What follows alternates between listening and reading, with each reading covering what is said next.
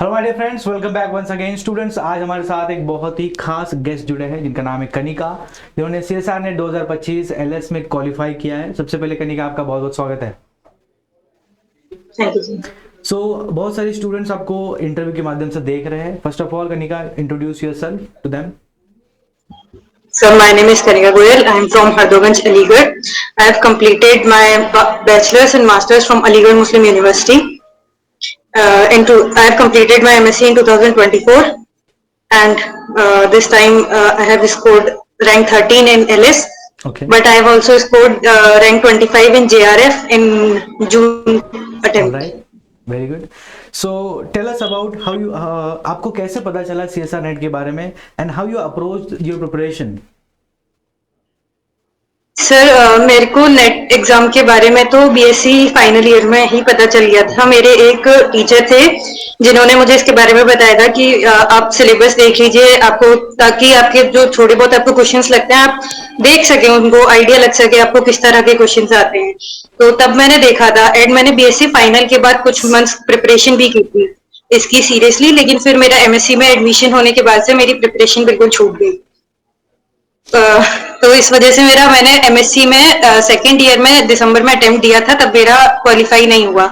फिर मैंने अच्छे से जब मेरा एमएससी कंप्लीट हो गया तब वापस अपनी मतलब प्रिपरेशन कंटिन्यू की और बहुत अच्छे से की उसको, तो जून अटेम्प्ट में ही वो हो गया जेआरएफ। उसके बाद मेरे को किसी ने बताया सर कि ऐसा होता है कि अगर टॉप 15 में रैंक आए तो और ज्यादा फायदा होता है, तो मैंने उसके लिए अप्लाई किया था।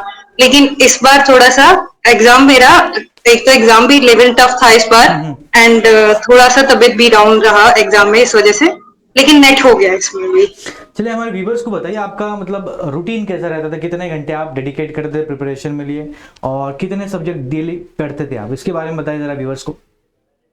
सर मैंने जब ज्यादा अच्छे से तैयारी की थी, मेनली मैंने जून जुलाई में की थी, जब मई जून जुलाई में इन 3 मंथ्स में बहुत अच्छे से प्रिपरेशन की थी, तो इनमें मैंने 6 to 8 आवर्स दिए थे डेली। एंड मेरा मेनली प्योर पे फोकस था, लीनियर अलजेब्रा, ग्रुप थ्योरी, इन पे सबसे ज्यादा था, इन दो सब्जेक्ट्स पे। And ring theory, field theory, ये थोड़े कवर किए थे, और रियल एनालिसिस, सो हमारे व्यूवर्स को इन बताइए पे इस फोकस अटेम्प्ट किया। में, इस अटेम्प्ट में आपने मेजरली कौन से सब्जेक्ट कवर किए थे। लास्ट अटेम्प्ट से क्या एक्स्ट्रा एफर्ट आपने इस अटेम्प्ट में डाला था, इसके बारे में बताइए। सर इस बार मैंने ओडी पीडी अप्लाइड में थोड़ा ट्राई किया था, लेकिन सर मेरा अप्लाइड थोड़ा वीक ही रहा अब भी। मुझे नहीं लगा कि मतलब मैंने अप्लाइड के क्वेश्चन ज्यादा अटेम्प्ट कर पाई, कुछ ही कर पाई। प्योर में मैंने कर लिए अब भी।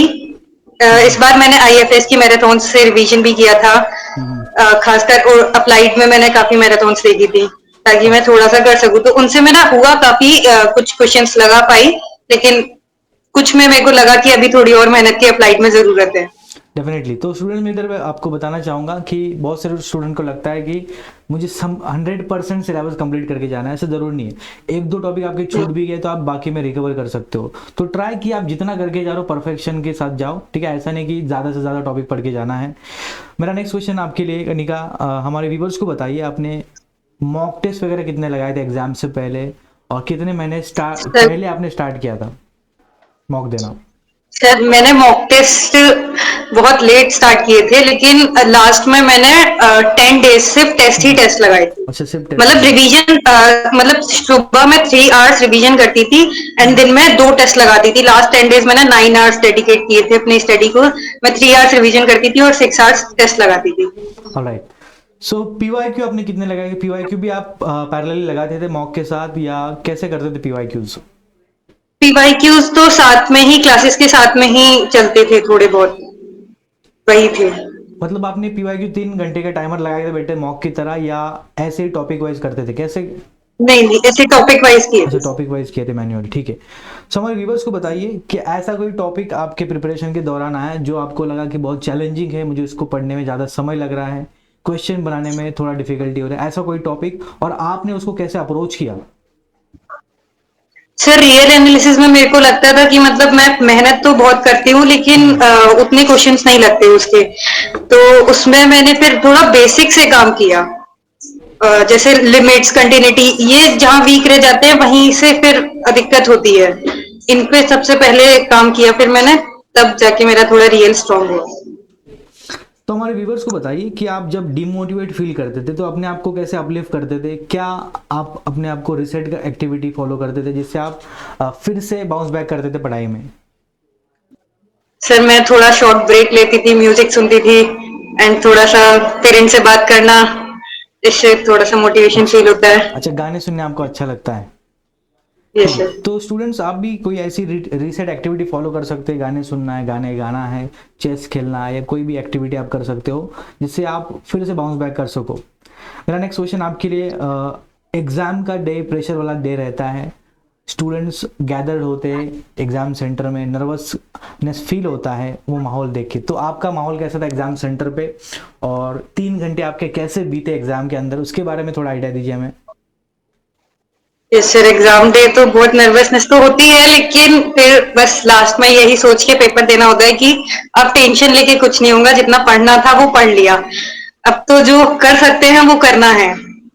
अब अब टेंशन लेके कुछ होगा नहीं, तो फिर ऐसे करके सोच के दिया था एग्जाम, तो ज्यादा टेंशन ली नहीं थी उन 3 घंटे में, आराम से क्वेश्चंस पे फोकस किया था।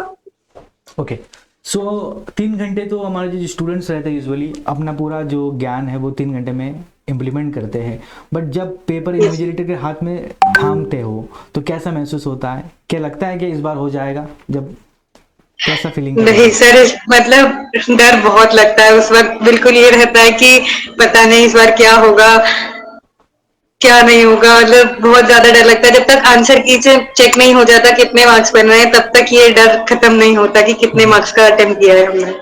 तो हमारे स्टूडेंट्स को बताइए, जब आपको पता चला पहली बार कि आप सीएसआर क्वालिफाई हुए तो आपका रिएक्शन क्या था, कैसा महसूस कर रहे थे आप?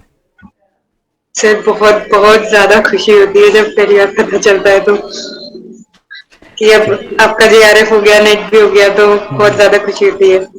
ऑलराइट, सो आपने कौन सा सीक्वेंस फॉलो किया था एग्जाम में, बीसीए सीबीए, कैसा कॉम्बिनेशन रहा, बताइए इसके बारे नहीं में। सर, मैंने एबीसी ही किया था, क्योंकि मुझे पार्ट ए मेरा जनरल एप्टीट्यूड थोड़ा अच्छा है, तो मुझे था कि मुझे एप्टीट्यूड में तो अच्छा स्कोर करना है, एटलीस्ट 25 तो स्कोर करना है एप्टीट्यूड में, एंड मैंने किया, अभी 25 ही बने हैं मेरे।